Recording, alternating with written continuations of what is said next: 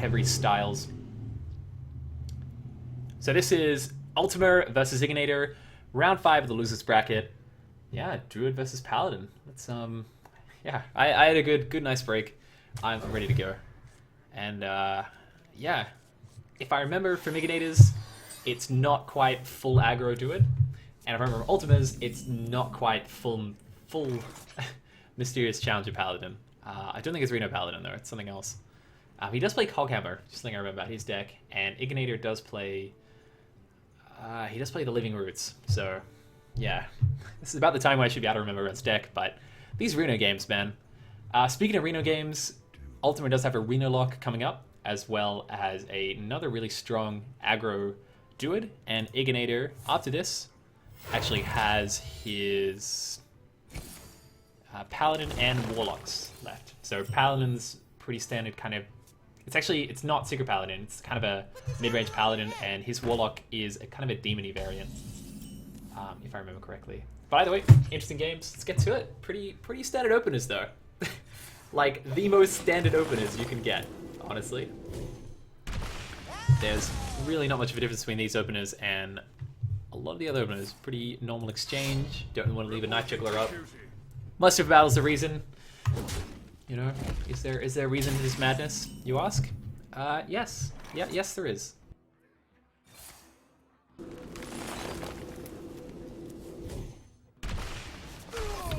We have actually seen a lot of players kind of bringing back the double combo. So I don't think there's anyone in the tournament playing Druid at the moment who is not playing double combo. So everyone's playing double Force of Natures, everyone's playing double Savage Roars, as far as I understand, and they're all playing Innovate because it's an amazing card. So, yeah. I'm not sure that Igginator's playing double Keeper the Grove, but I imagine he is. Keeper the Grove is a pretty sick card in this matchup, particularly. Swipe here is going to be pretty good. He could. There's reasoning to Innovate, Hero Power, Swipe, but not that much. I imagine just the Swipe arena will be okay. And we'll probably likely see him go face. He does Ultima Average lining up double Dr. Six. Oh, okay, instead choosing to go for the boom. Yeah, okay. But yeah, Ultima's got double Dr. Six, so considering, okay, he kind of wishes he hadn't seen any secrets, because we could have seen pretty much all the secrets. If I remember correctly, Ultima is not playing the Temple Trap, but I'm not sure. I remember seeing a game with Ultima that got pretty Christmassy. You know what they say about, you know, because really, screw people who put up their Christmas decorations too early. That's like Secret Paladin in a nutshell. Doesn't know how to do anything else, I think.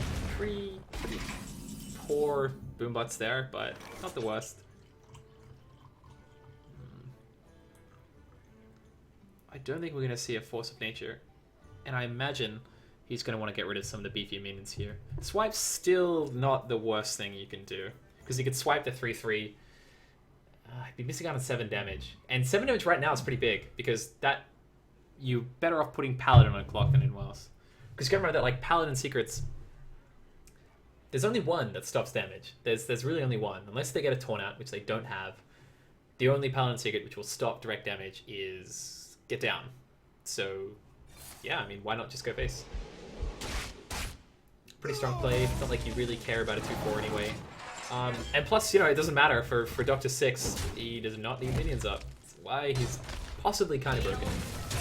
The good news is, regardless of whether or not Ultima gets his Dr. 7, he does have the Avenge in hand. So the result will be that he'll be able to get the same amount. So yeah, as I was saying, I don't think he plays a Temple Trap. And yeah, it's pretty much actually the same deck I saw him with last week. Maybe give or take 1 or 2 GVG minions. I know the new Keeper of Voldemort is amazing. Those things are very strong. We see them in a lot of the, not so much secret decks, but definitely the tempo decks. Or I guess it's just Control Paladin. Sorry. So the options here are, he can Hero Power face, which will get rid of the Noble Sack, and then he can hit with the Dr. Boom, and then he can swipe something, or he can actually use the Silence. Would be pretty good. Silence on whatever gets keeped. And that would pretty much be a guaranteed win in 2 turns. The problem is he has to last 2 turns, which this play just kind of doesn't call for. Okay, so he only plays one event. So okay, perfect. Yeah, still kind of the medium play, I guess. Yeah, I was thinking you had to silence something there, but yeah, you only plays one Avenge. So options here: the second Doctor Six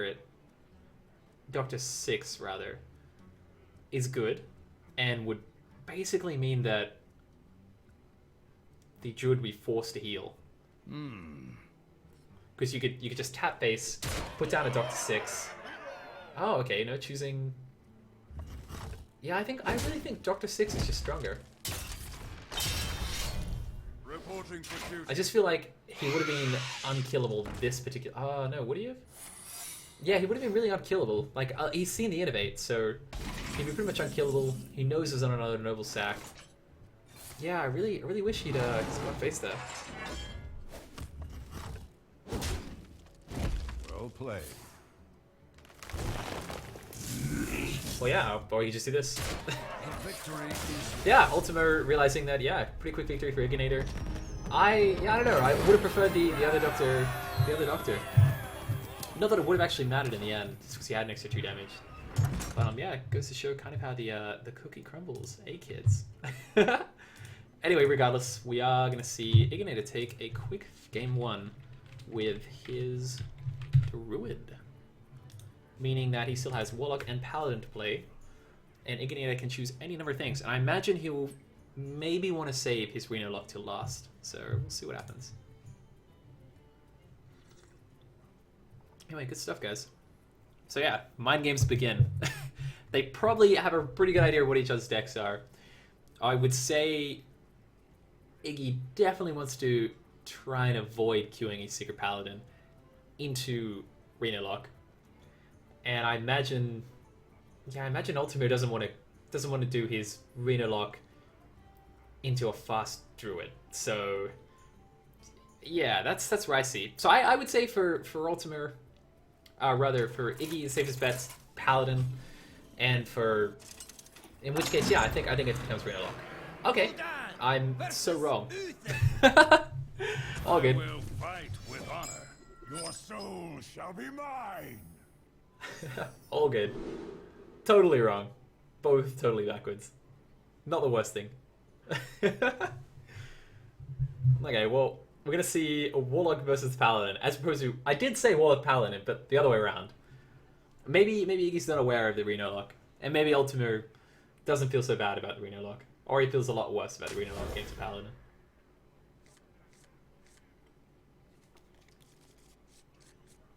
But yeah, either way, I would say my guess is that Iggy is going to tap, just to redeem myself here. So let's pretend to know the matchups. Yeah, I'm seeing a Warlock tapping here, although that's pretty much the most common thing they ever do. Although yeah, Ultima's, again, talking about that Coghammer, I feel like it's going to be doing work in this matchup. It's definitely something that's happy to have absorbed a rather large monster's hit. Yeah, okay, it's Reno Lock as well. Yeah, sorry. Almost out of the loop. I do remember this match, Igginator versus... Ooh, Iggy... Because I spec this. Iggy versus Bootsy, I think it was. Yeah, like my first match. Wow. All that time ago, approximately 7 hours ago, my first match was Iggy versus Bootsy. And yeah, we did see, funnily enough, Iggy was able to conceal the fact that he was playing Reno Lock. But then it came down to it, he had his Twisting Nether discarded, so it became really obvious. So yeah, okay. We could have seen a Reno Lock mirror, which I would be curious to see. The differences, particularly, since we'll see all 30 cards, but they're looking pretty identical. I think it's actually a pretty almost standard list, but I guess there's room to improve. I'm always actually personally surprised that I've been messing around with a Reno Mage, and I find that it's actually okay to run doubles. Heads up, it's okay to run doubles because you just have to wait for those doubles to come up, and it's not like if you play one double instead of playing a crappy card, your deck is better. But then it comes down to it, it's like in a deck where Reno isn't a real win condition, it really comes about that you realize, oh, okay, maybe I could just not play Reno and play like 6 better cards and be better, have a better deck. So I think that's where I think the meta is going to shake up a little bit as well, where these Reno decks will dissolve, and from their losing of the Reno, we'll go, wait, holy crap, this is a totally new druid list, or this is a new mage list, or maybe this is the new warlock will look like playing Twisting Nether. So I think it's amazing that it's going to encourage a bunch of experimentation, but we'll see what comes up, really. That's my 2 cents on that one. Preempting that nothing will happen for a couple of rounds. I think we'd almost be okay dark bombing that little dude here. Yeah, it just feels like the right thing to do, you know? It's like, it hasn't got a long, it's not long for this world. Not long in the future. Plus you got the Demon Wrath, and you really want to set up for that. I think Ultima's aware though, he's on the level. Demon Wrath, a very kind of interesting card. I'm surprised it doesn't get played more. It's pretty much just Consecrate, I guess, in Demon Lock decks. But even then, it doesn't get played in Demon Lock decks. So, like I was saying, you know, maybe this kind of Nirvana Nirvana or Reno Jackson causing all these like really interesting cards to get played will really shake up the meta. For the meantime, though, the meta is pretty much concrete in that it's slow and kind of really hard games, but very slow games, which is good. But then we'll all realize how much control meta actually is almost worse than aggro metas in a way. So funnily enough, I was noticing as well, I was kind of going to mention this, but I have no time for games. Big thing about a control meta, aside from laddering becoming a painful experience, is it really does go against the whole free-to-play thing. So it's kind of understandable that maybe Blizzard would push that sort of agenda. You know, they're saying to people, hey, if you have better cards, then you can make better decks. But I don't know. I mean, for all those people who are like, oh, you know, it's control meta, I can't win, my aggro decks don't work. You can still play like anti-control decks, and they are actually pretty cheap. Like I know the mage one's like super cheap. Mill Druid's really cheap. You just gotta play crazy decks. That's all. So sorry, I'm not trying to rant, but we're really seeing a slow game. Either way, Dr. Boom looking pretty good here. I don't think you feel threatened. Yeah, again, you do not feel threatened by the Paladin. In saying that, the Paladin may just slam Tyrion. I have yet to see one of these Reno Locks run Harrison, so they might. I know Ultimates doesn't, so you know. Yeah, okay, Hellfire pretty good. I imagine we're probably going to see Coin Tyrion, although we may not. It's like,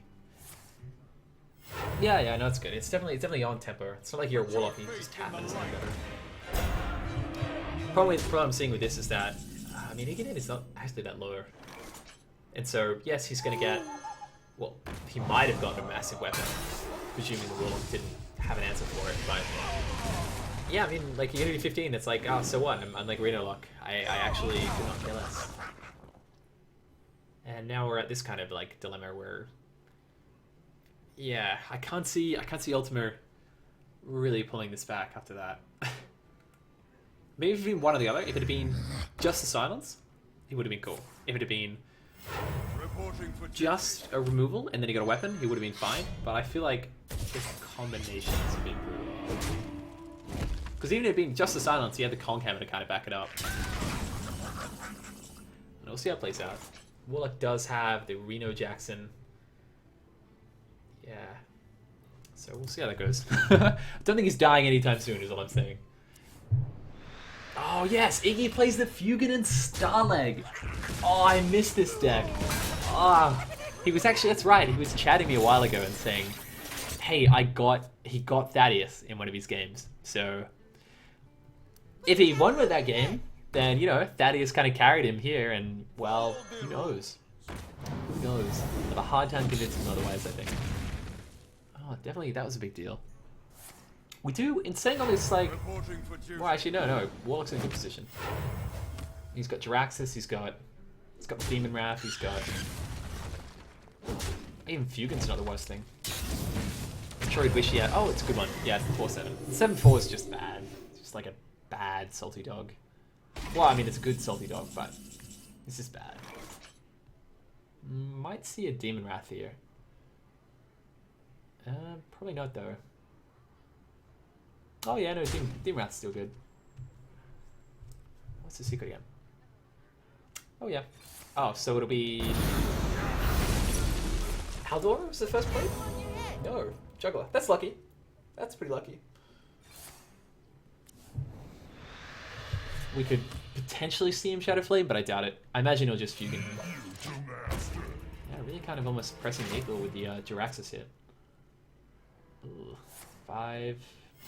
Reporting for duty. Shields off. Red alert. Oh, okay, no, he should be good. He can always get into lay on hands. That should be a card in his deck. I'm just not feeling good about him getting through essentially 49 damage at this point. Particularly with that taunt. I mean, he could just Reno for the lols and Sun Fury and have a pretty good deck. Yeah, it's a pity. He'd definitely like the Thorsan to get the Jiraxxus plus weapon. They're both pretty high card totals. Many possibilities. It's a question of like, you're saying to yourself, if you Jiraxxus now, you're saying, hey, I think I've got all the answers I'm going to need for the rest of the game. And that may be correct. Like, Paladin's not going to exactly snipe you out, but yeah, I don't know. I feel like maybe he would be kind of closing the game out with the Jiraxxus. If he does it like behind a taunt wall, yeah, sure. Definitely not looking good for Reporting for duty.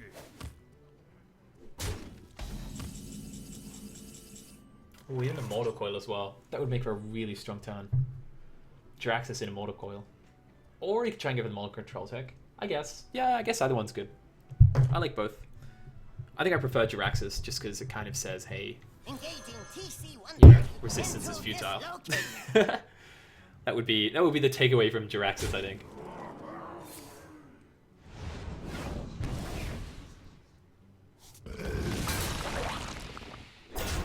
It might be correct there to if you think about clearing anyway, it might have been correct to just Shadow Flame the Sun Fury.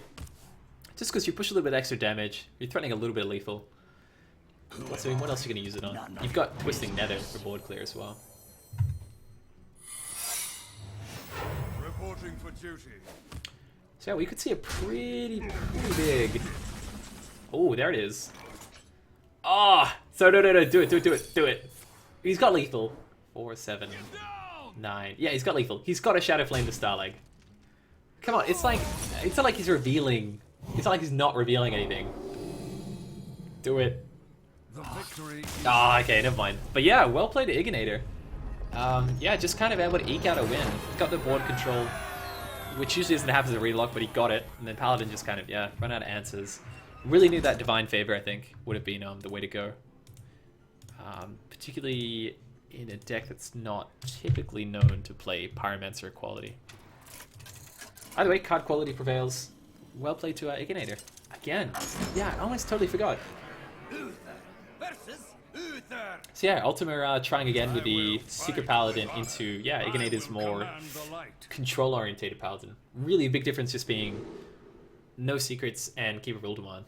The rest of the decks are pretty much identical.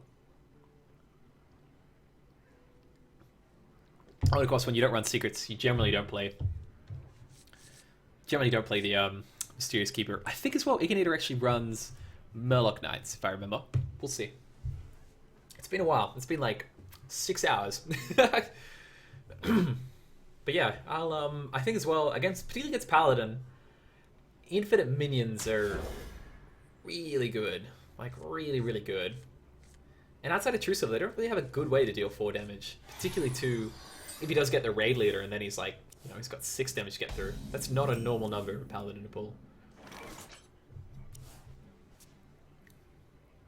Otherwise, does however have both the Doctor 6s. In saying that, he pulled him out against the Druid and still wasn't able to clinch it. So, are we witnessing the downfall of Secret Paladin in the flesh? We'll see. We will see. It's a bit hyperbole. It's not that bad, actually. It's just, yeah, it doesn't do great in some of these decks. I think as well, I mean, they're having the worst draws. Like, he's been curving out really nicely. He's been getting the Cog Hammers off, he's been getting the Night Juggles out, he's been getting the 6s, the Mysterious Challenges on 6. It's just, that's the big thing. Like, if he doesn't get the Divine Favors, there's really not a lot of card draw in Paladin. And the result is that people say it's kind of totally awful to deal with the Mysterious Challenger. I don't think so. It's like, if you're in a situation where you just need to push through, it's just, wow, kill one thing and then BGH, whatever's left. If you get a silence, the whole deal's done. It's a bit of hyped. It was definitely really strong when people didn't know how to play against it, but same as like, I mean, Patron's a bad example, but it was beatable if you knew how to play around it. It's got a very, very kind of similar vibe.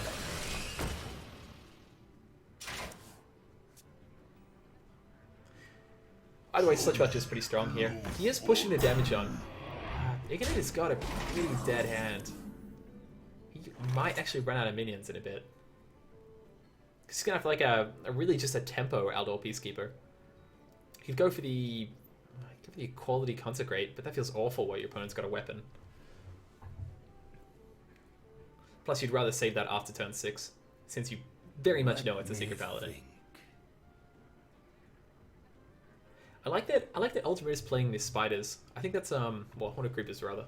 I think that's an interesting kind of tech choice. It's kind of saying, hey, it's a bit more worth, like a bit more substance than an egg, but it's still kind of the similar principle. And it kind of says that, you know, at its core, Secret Paladin is not a control deck. It is basically just a really fast aggro deck. I think there was kind of originally some crews playing it as like a somewhat control deck. You know, the idea being you strip your deck down out of crappy secrets, and you have these really strong turn 6s into turn 7s into turn 8s into lay on hands into win. But yeah, I don't know. It's just it never really took off as much as the aggro kind of laddered and Aladdin. Yeah, that works. As in, you know, because it's Paladin on ladder, and it'll show you the world, glimmering, whistling. Yeah. Anyway, it's also Christmas tree. It's Christmas tree time. I just have a really good answer in the Equality Consecration. It's not like he's 1/1 spiders. I don't really care about that. So yeah, it's the thing. Like Secret Paladin, yeah, it does this like real flashy stuff, but it essentially amounts to resummon a 2/1, then yeah, block some damage, resummon a 2/1, and then summon like a 9/8, and maybe as well in the case of Ultima, reduce whatever you play to 1, which is fine. It's like that's actually manageable, and I'm always surprised when bitch about it how much. He says, having talked about it for like 5 minutes. Regardless, he's got another one. He's got another one coming out. Probably choosing here, yeah, to go with the Knife Juggler Muster. It's not really a rush for the second one. Worst comes to worst, he draws a secret and he'll play it anyway. So. Problem is, I think he's gonna have the same problem he had last game, where his card quality just isn't there outside of the Dr. Sixes. Particularly against like double dudes. Consecration's pretty strong though. Ooh. Alright, well yeah, really settling down I think here. Layout of hands definitely coming online. I don't think you want to answer a Tyrion with a layout of hands though. Probably not the greatest. I don't really want a Tyrion at all actually. Oh dear. Well, he's got Quartermaster Muster Battle, so he can just kind of casually ignore that Tyrion in a way. His Quartermaster ever is going to get reduced to a 2/1, but that's totally fine. Problem is, yeah, I'm seeing if he doesn't have an answer to Tyrion, he's definitely not going to answer to Mr. Mysterious Challenger, and that makes me think this one might be really in the bag for Ultima. Welcome to the grand tournament. Okay. Wow. Okay. So yeah, I guess Igginator's kind of saying to himself, hey, it's really going to come off of a stronger Quartermaster turn, which I think is correct. He knows that there's no real reach for Paladin. Yeah, Ultima. Top taking pretty much the perfect answer there. Able to punch a little bit of damage. He's still got Dr. Six. He knows that's not the strongest play he can make. Yeah, also trying to get rid of the weapon. Even though, you know, you take a 5/5 over a 1/4 any day, but he still wants to get through it. Yeah, what's the correct play is not lay on hands. And I don't think it's just, yeah, you could coin get 5 3/3s, which is good. Let me think. So you basically have like 15 worth of damage then. but that would be enough to kill him in the next turn, and he's probably going to 2-KO you. Reporting for Because the duty. minute you get through his Tyrion, you start getting whacked for a whole bunch. Reporting for duty.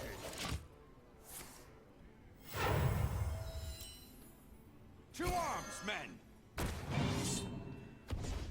Okay. Yeah, I don't know. I would have maybe preferred to see him do it the other turn. I feel like it's kind of spiraling out of control here, to the point of he's just lost to Blessing of Kings. But either way, yeah. Interesting choices made by Igginator. I like the Jessica Trueheart. I think he utilized it pretty well. Well met, well met. Just to Ultima going for the BM there. But yeah, well played to Ultima. At least now we know we're going to get to see, well, at least one Reno lock here. Another one, rather. Yeah, well played. Igginator definitely maybe getting just irked out. That's a lot of tempo. Yeah, I don't know. It was kind of a one deflated paladin versus another, really. And to no surprise, well, yeah, I mean, the guy who got his Tyrion out won. Either way, Reno lock versus paladin, so big plays. Soul shall be mine. I will fight. I think, again, we saw this in the first round, so I think the Reno lock is heavily favored. To the point of, yeah, it'd be very hard for him to lose. Looks like Ultima does play an Ooze in his deck. So yeah, I'd say that's a no Harrison in both decks. Interesting. I don't think you really, I mean, you don't really need the card draw in Warlock, and it's probably actually detrimental if you're going to Fatigue versus Warrior and Freeze Mage and things, but yeah, I don't know. I like the use though. That's going to be a pretty key card, this matchup. Harrison Jones actually might be a really good answer to the Jiraxxus eventually, but I mean, if you play it into an empty board, like, you're not doing anything.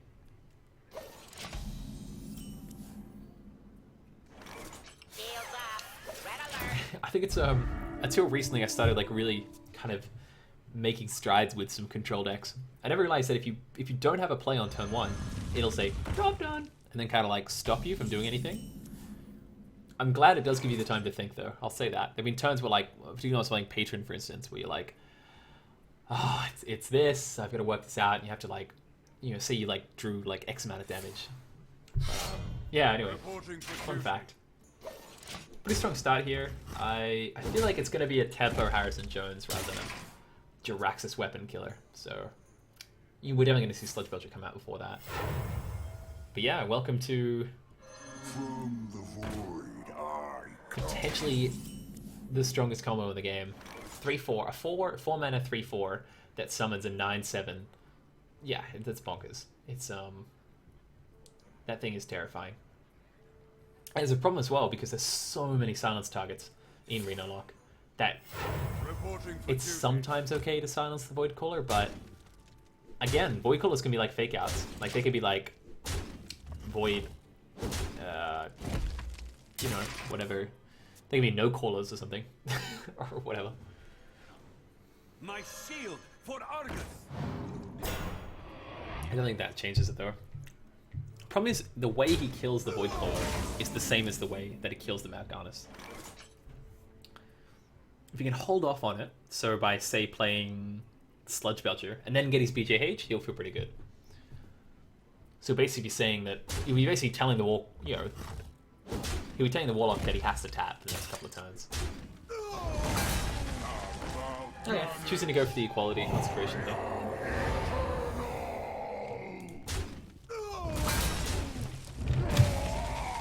I think that's good. I think that's going to work. Reporting for duty. By the way, pretty strong plays for the Paladin. Still not pushing enough damage into the Reno Warlock, and Reno Lock rather. Yeah, I know. I feel like it's really biased. He did get the, and this is saying this before we saw the Molten Giant. I just can't see any like plays that the Paladin's able to make that would really pressure, basically put the pressure onto the Warlock. I think it's kind of a not going to happen. So we could end up actually seeing a Druid versus Paladin coming up here. So it's kind of a rematch of the first match.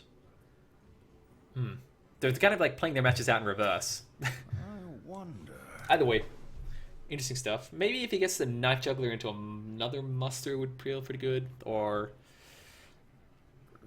like a Tempo Harrison Jones is pretty sick here. I think he doesn't know how good a Tempo Harrison Jones is. he would be able to deal with the Doctor Boom that will come out On your head. marvelously. I feel like maybe, yeah, he's missed the opportunity to go for the tempo, Harrison Jones. Because it would have put the Warlock down to about, well, because he has a way to deal with it currently. Presuming that stays correct. Warlock down to 10, and then he's pushing like lethal. Then he's got Consecration. Plus he can get through the Doctor Boom that came out. Well, it wouldn't come out. So yeah, he'd be in an awesome spot. I'd say as well, Sludge Belch is pretty good here. Sludge into dude.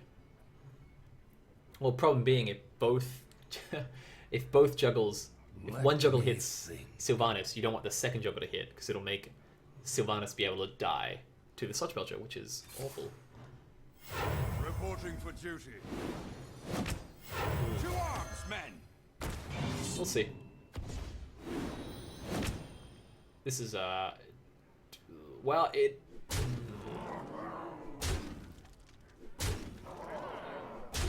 Let's put the Warlock on a clock though. There's not that really cares. He can just Reno here and be fine. He doesn't have Reno. No Reno. No Cripper Reno. He's got any taunt. He's got heal, so he does have heal. And he can potentially kill a 3/3.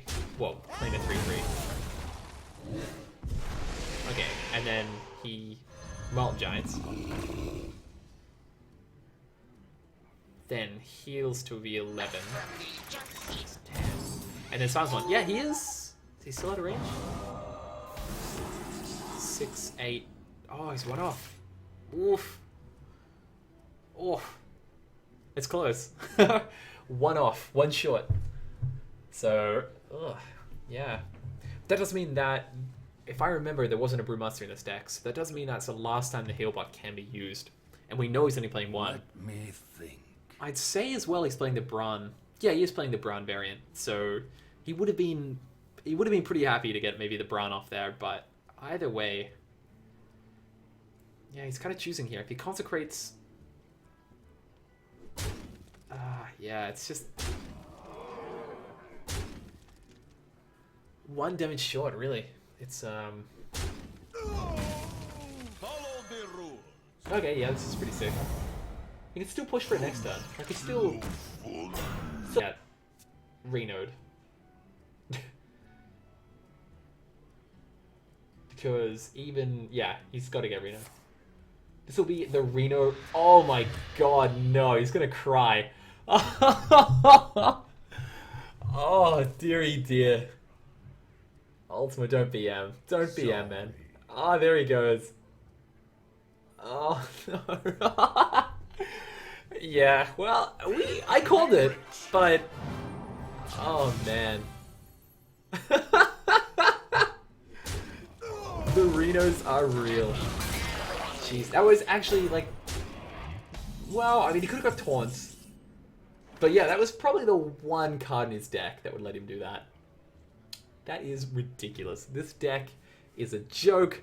Uninstall Hearthstone. Yeah, this is yeah. Put this apple on your head. Either way, game will go on. I mean, he's still not in the best shape, regardless of the fact that he just pretty much healed the full for 6 mana. 3, 5, 8, 10, 11. Yeah, no, he's still way off. And now there's a Reno in play. Oof.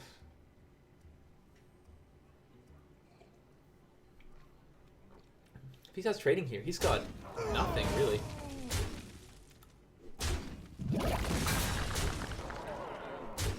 I must move quickly. So yeah, choosing to play the Tempo Harrison. I think maybe there was a case to like leave it till after Jiraxis, but yeah. Either way, we do see the Bran come out, so we could see a nice Bran boom. Obviously, don't want a Bran. Never really want a Bran Doom Guide. You just got practically your entire hand.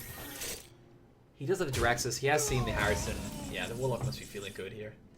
There's not a way for him to stop the Jiraxis. And he's only got 7, 9, 12, 15. I honestly thought that was game. I honestly thought that was going to be a 3-1, and we'd see Igginator move through. Wow. The Renos actually making this a fairly even match now.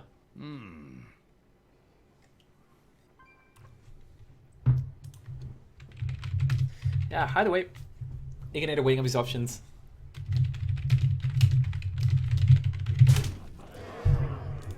Igginator weighing up his options. Still choosing to go face. I think face is still the place. It's a pity. I mean, he could play Lothab, silence his zombie chow, and he would be in the running to win it. He would have a rather good chance to win this. Yeah, I think that might be the correct play. Yeah. Is he going for it? Okay, no. Choosing instead to silence the... Yeah, well, I guess his logic follows. It's like, yeah, sure, you can heal for 4, but that means you won't be actually dealing with the board effectively.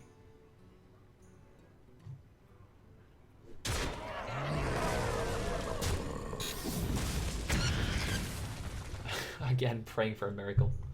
So there's 7, 10, there's 13 on board. There's lethal on board. He's not. You face Diraxus. Oh, actually, okay. So okay, no, he wants to kill Zombie Chow. He 100% wants to kill Zombie Chow. Has to kill Zombie Chow or he loses. Because if he kills Zombie Chow, there'll only be 11, 13 damage coming out of hand. So yeah, he knows it. Otherwise, there's pretty much no healing for him. Jessica could still do it. So if we do Jessica dudes, that could be 3 juggles, which would take him down to 1, basically. And he'd still be safe. He's so safe in this. The amount of reach, 11, 16. There's no way for Warlock to do 10 damage. There's not a good way for him to do it, 10 damage, pretty much. Welcome to the grand tournament, champion. Oh yeah, and he's got the Tuk Boom as well. Reporting for duty. Reporting for duty. These juggles hit. It's pretty big. Because that could be the difference between... I still think he's fine. He's on the trajectory to win. I think he may regret of attacking him with a 3-3. Move quickly. Of course, if the Warlock is able to pull some board clear, he could be potentially out of reach for the entire game. Whereas if he isn't, and he doesn't decide to go for this, yeah, that's it. Okay, right play. Oh, man. There was a lot in that. So can he clear here? He's got no card draw. Zombie Chow does nothing. Twilight Drake does nothing. Bran does nothing. Mountain Giant does nothing. Doomguide. Yeah, well played. Wow. Igginator taking down Ultima. Even despite Ultima having the most clutch Reno Jackson I've seen anyway. Wow, yeah, that's going. That'll go in the highlight reel, I think. Wow, well played to both Igginator and Ultima, basically trading 1 for 1 on decks.